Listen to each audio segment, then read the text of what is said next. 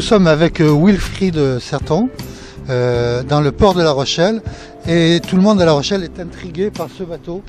Qu'est-ce que c'est que ce bateau? Est-ce que vous pouvez nous en dire plus long et puis vous présenter pour Web TV Info? Oui, bonjour à tous. Donc en effet, je m'appelle Wilfried Certon, je suis né à La Rochelle, 43 ans et donc salarié du port de La Rochelle.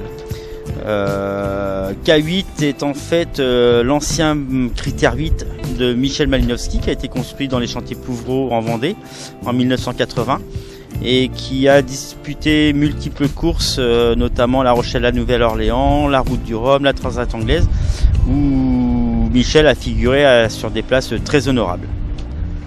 Et alors donc il a été mis à l'eau à quel moment et où, vous pouvez nous dire, vous savez? Oui, tout à fait. C'était en 1980, en fait, sur le quai qui se trouve juste derrière nous, ici, dans les années 80. Et ensuite, il est sorti du bassin des Chalutiers. Il est allé dans le petit bassin pour terminer sa préparation pour toutes les transats qu'il avait à son programme. Alors donc, c'est un bateau rochelais qui revient à La Rochelle, quoi, en fait. En fait, oui, c'est un bateau qui a été mis à l'eau à La Rochelle et une trentaine d'années plus tard, on le ramène à la source chez les Rochelais dans son port d'origine. Et alors donc vous l'avez ramené à La Rochelle, mais vous avez un projet certainement par rapport avec ce bateau. Qu'est-ce que vous envisagez de faire? Alors tout à fait, on a un gros projet qui est de participer à la route 2014 au mois de novembre.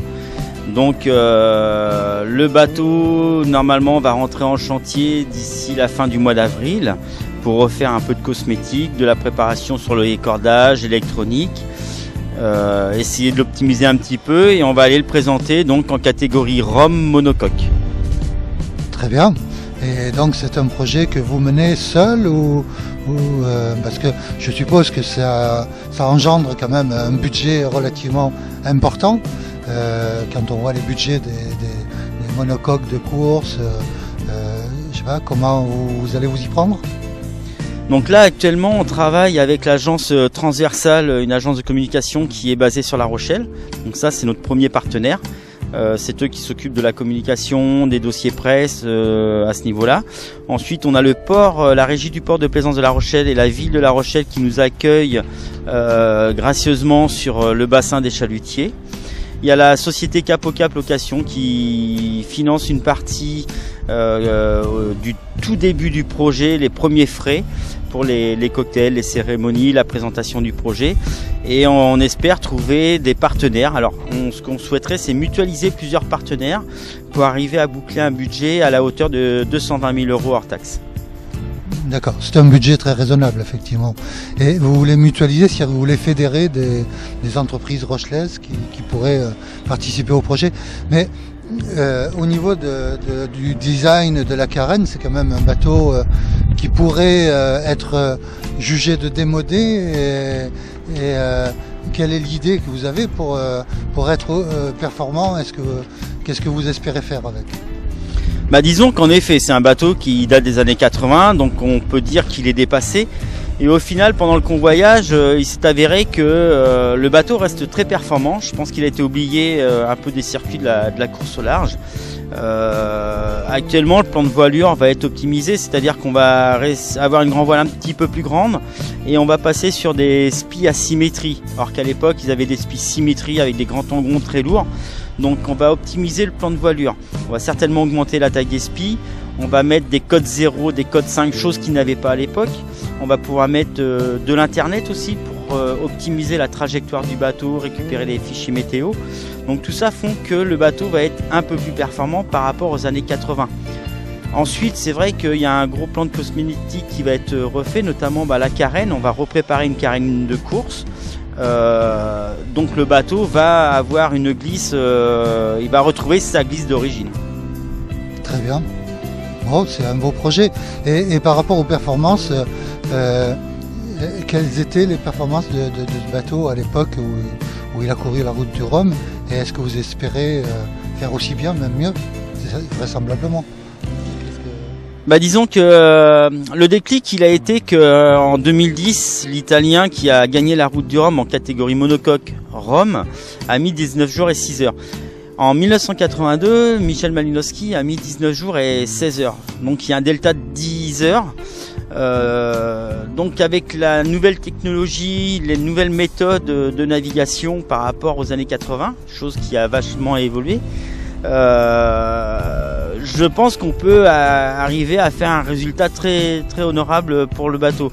C'est-à-dire que la première chose, ce sera d'être au départ, à l'arrivée bien évidemment. Si on peut monter le bateau sur un podium, bien sûr, on va pas s'en priver. Après le reste, ça sera la cerise sur le gâteau. Tout à fait, ouais. L'idée c'est quand même d'arriver à fédérer un groupement d'entreprises rochelaises autour de ce projet. Arriver aussi à emmener les Rochelais sur le bateau pour le départ de la route du Rhum, c'est-à-dire arriver à fédérer un groupement de gens, et cela permettrait vraisemblablement de contribuer au développement du nautisme, je l'espère, et de drainer les gens vers le nautisme. Très bien. Est-ce qu'il n'y a pas une petite odeur de Charente-Maritime 2, une petite aventure comme ça en perspective? Ça pourrait être sympa avec notre nouveau maire. Ah bah c'est clair qu'avec l'arrivée de Jean-François à la mairie, un marin comme Jean-François, j'espère que ça ne le laissera pas indifférent, bien évidemment. Et c'est vrai que la période des années 80 avec la saga des critères, la période des Charente-Maritime 1, Charente-Maritime 2, le Charente qui a fait le Vendée Globe, c'est vrai que si on pouvait non pas réécrire l'histoire, mais essayer d'apporter une petite continuité à tout cela, ça serait vraiment merveilleux. Eh bien, c'est tout ce qu'on vous souhaite, de réussir dans votre entreprise. Merci. Merci. Alors, Web TV Info se propose de participer à l'aventure. Et participer à l'aventure, ça veut dire suivre la rénovation du bateau, suivre la préparation de Wilfried, suivre la participation des sponsors, médiatiser tout ce qui se passe sur ce bateau pour faire participer à tous les Rochelais, donc à la préparation, et puis ensuite à la course, c'est-à-dire le départ vers Saint-Malo, le départ de Saint-Malo vers Pointe-à-Pitre et l'arrivée à Pointe-à-Pitre, pourquoi pas, voilà. Donc on vous donne rendez-vous sur Web TV Info pour suivre cette belle aventure rochelaise.